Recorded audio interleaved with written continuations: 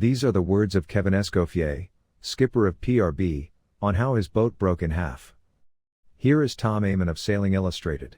It's unbelievable what happened. The boat folded up on a wave at 27 knots. I heard a bang, but to be honest, I didn't need to hear that to know what had happened. I looked at the bow. It was 90 degrees.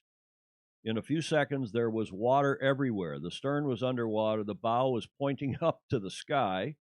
The boat split in half in front of the mast bulkhead. It was as if she folded up. I promise, I'm not exaggerating. There was an angle of 90 degrees between the stern and the bow. What's your reaction to that? The reaction to that is that it's mind-boggling. It really is to be in a position where that boat's been around a very long time and has been being sailed hard the whole time, and to have it just explode like that, running into a wave, is an amazing thing. There's no doubt about it. Saying that, in the last Vendee Globe, Thomas Royan had to stop in New Zealand with his boat trying to fold up. The speculation was that he hit a whale, though, not just ran into a wave. So it's an amazing thing, and it's a very lucky thing for him that he managed to escape from that whole situation with his life. That's for sure.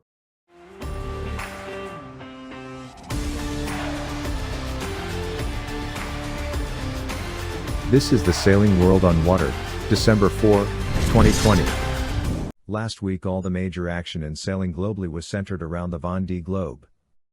The focus was on the dramatic breaking up of PRB, and how John Le Cam plucked Kevin Escoffier from his life raft to the safety of his yacht, Yes We Cam.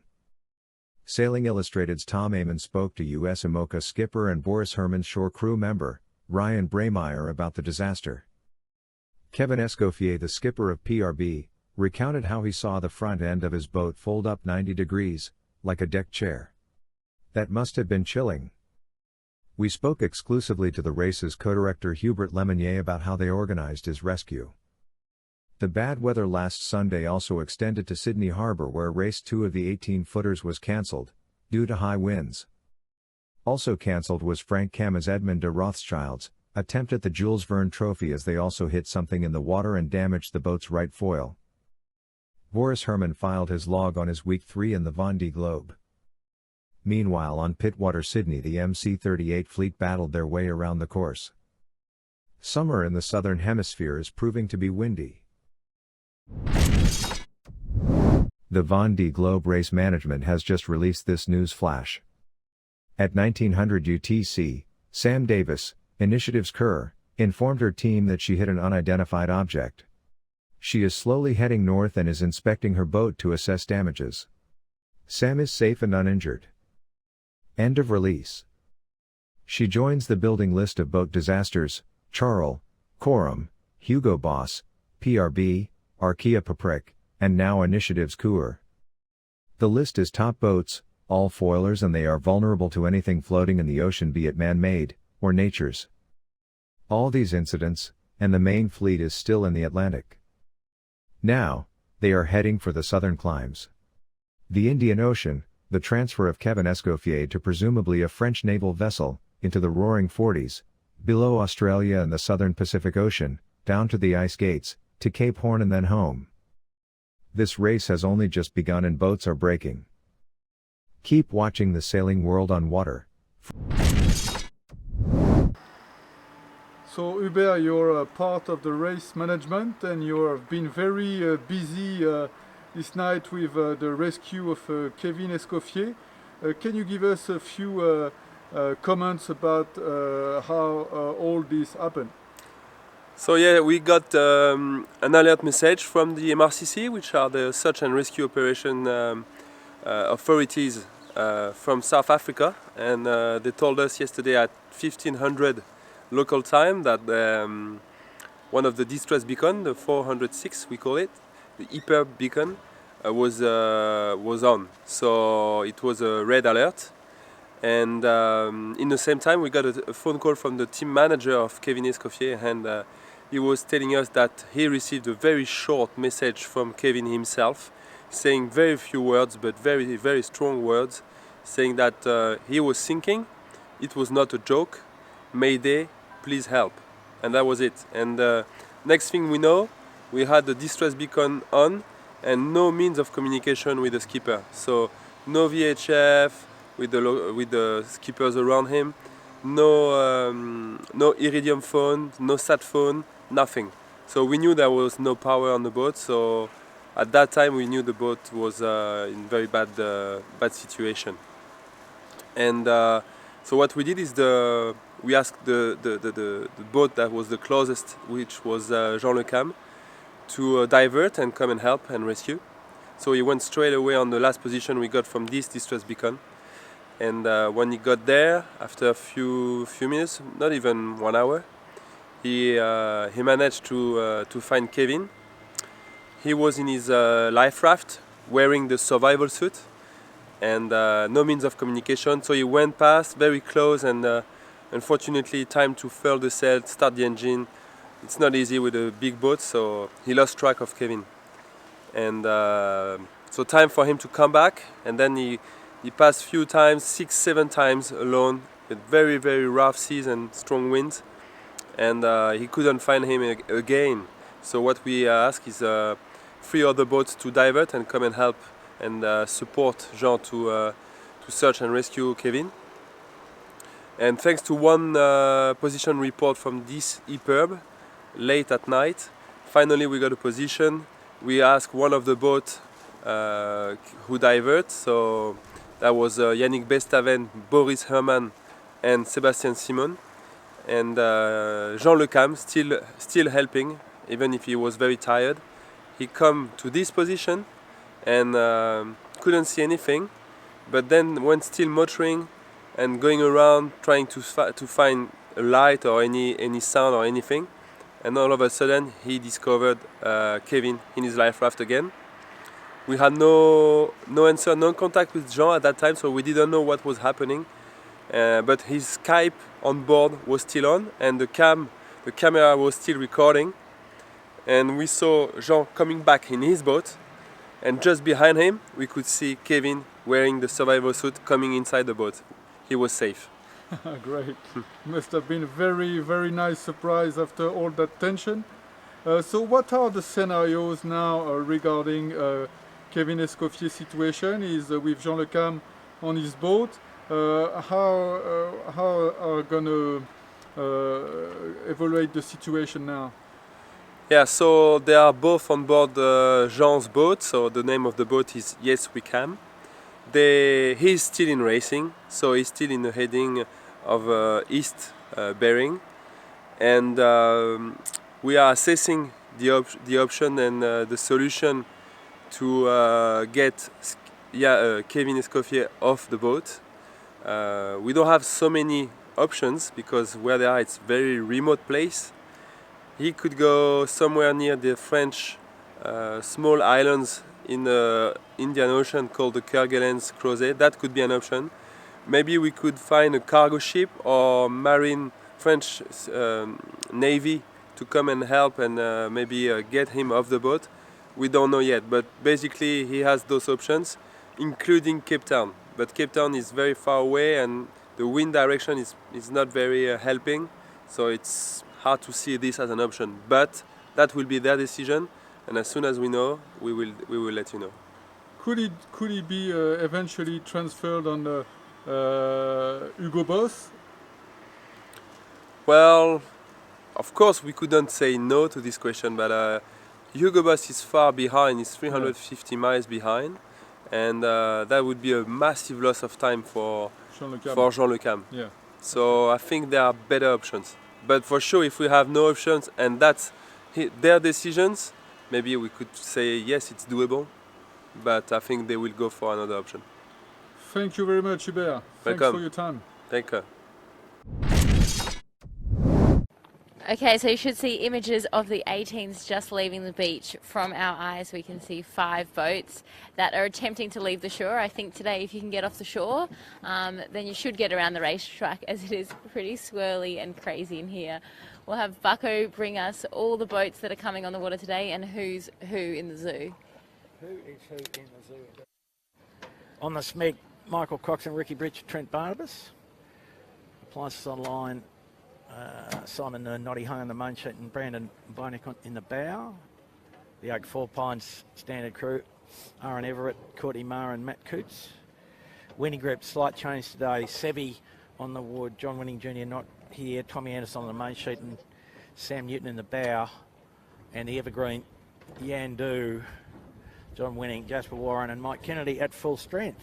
So we think that's all of the starters. As we mentioned in the beginning of the coverage, and we'll just recap on the weather. Sydney today 40 centigrade, which is a bit above a tonne in Fahrenheit. Wind speed at the moment west, perhaps west-northwest, 18 to 30 would cover most of the range, Liz. Pretty big range to deal with, that's for sure, but also wind direction. So the teams are just trying to get off the beach at the moment. We can see that Appliances Online is actually on their side, and it's pretty hard to get these things off the beach on a good day, but when we've got 60-degree shifts in here, they've got plenty on. So yeah, very tricky day on the water, but it's not really going to be about the tactics or strategy. It's going to be about surviving today. Here we go now, Smeg into the full brunt of the breeze. They look pretty comfortable after they've been able to get out of those puffy conditions. But yeah, it is all on out here. Comfortable being a relative measure, Lisa, I guess. Well, legs are pretty wide, trying to hang on, riding it like a wild horse, I think, at the moment. Bit of water skiing, a bit of wide stance, it's all good. It is still pretty hot out here though, so those occasional windward dips in the water I'm sure are welcomed by the crews. Oh.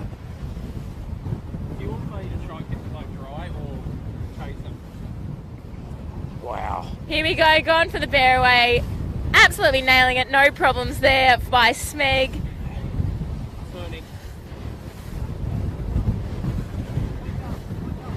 You really got to pick your timing on a day like today. No, I think we should pay some respect to the notion that that it does take a bit of courage to sail these boats in this wind speed. And injuries are not an unknown phenomenon, let's put it that way. But and for the viewers, we've just taken the drone down. It looks like there's so much wind and spray that we're above the limits for drone operation.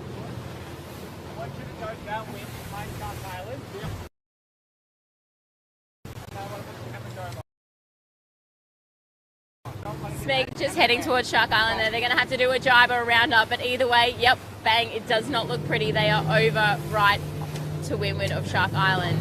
It is all on out here, and it is going to be very hard to get a full race in for anybody.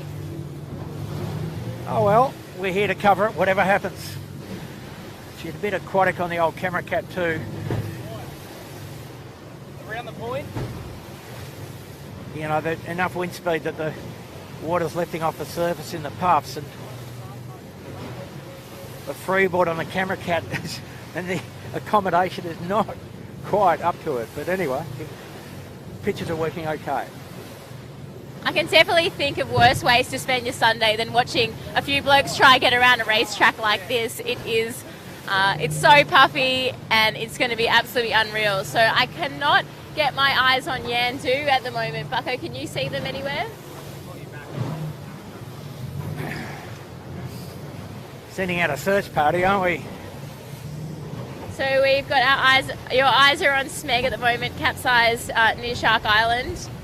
We've got Whittings are making their way down to the racetrack. They've managed to bear away. That's not on the screen right now, but we are just trying to get out of the crazy weather. Unfortunately, the skiffs don't have that beautiful option.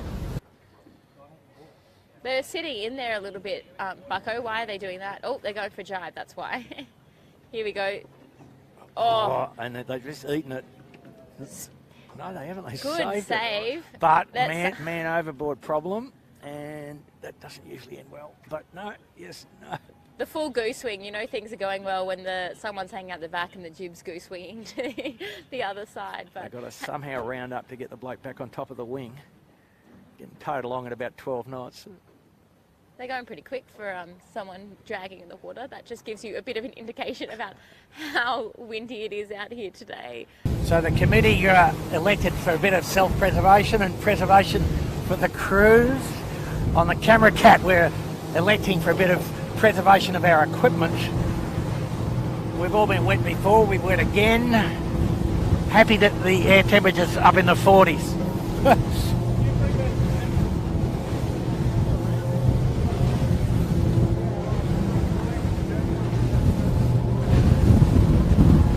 We are heading back into shore at the moment, and Yandu is just cruising in. They're going fine. I think that they definitely won the day, in my opinion.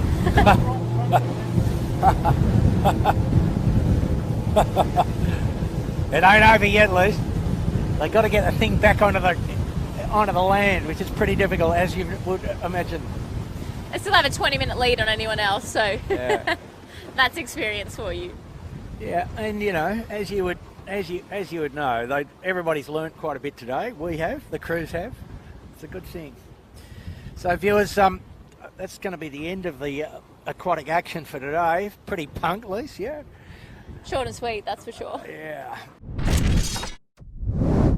En fait, depuis le début, notre fenêtre est pas bonne. Il y a quelque chose qui nous a poussé à continuer. C'est parce qu'il y avait notre concurrent qui était sur l'eau.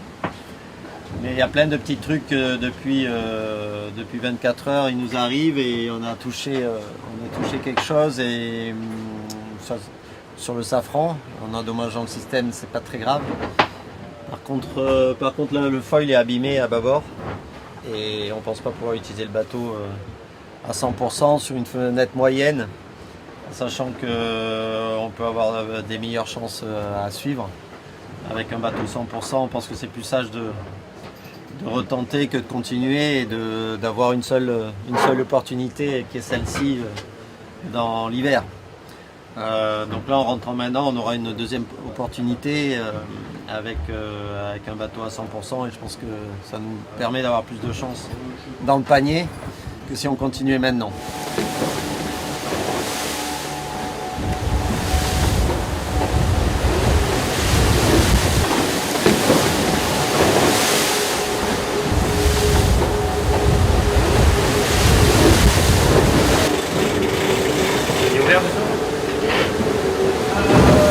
Légèrement la télé.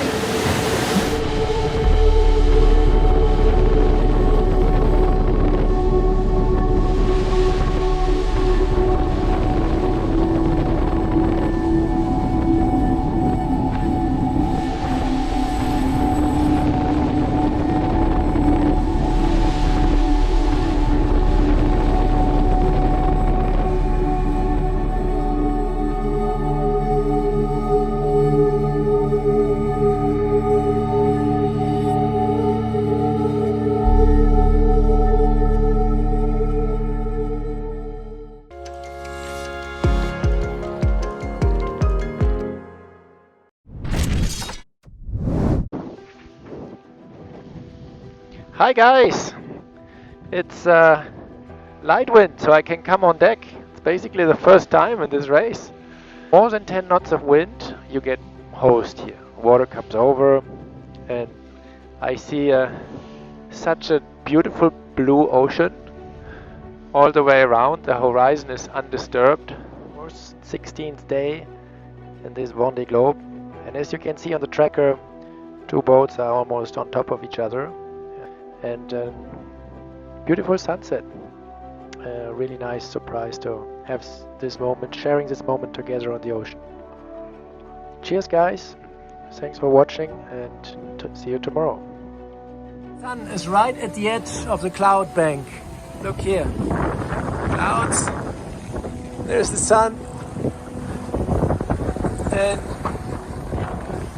clouds all the way to the horizon. We're approaching 35 south.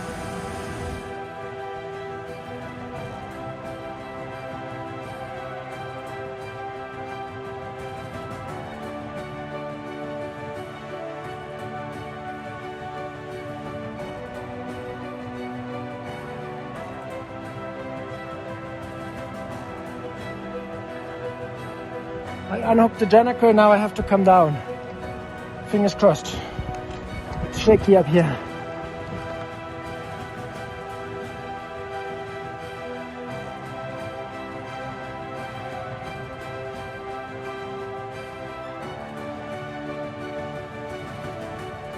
Look here. I think that's going to be my friend for the next months. A grey world and a grey sky. And finally, I would say we are south. We are south of the high pressure. So that is the official entering in the Southern Ocean.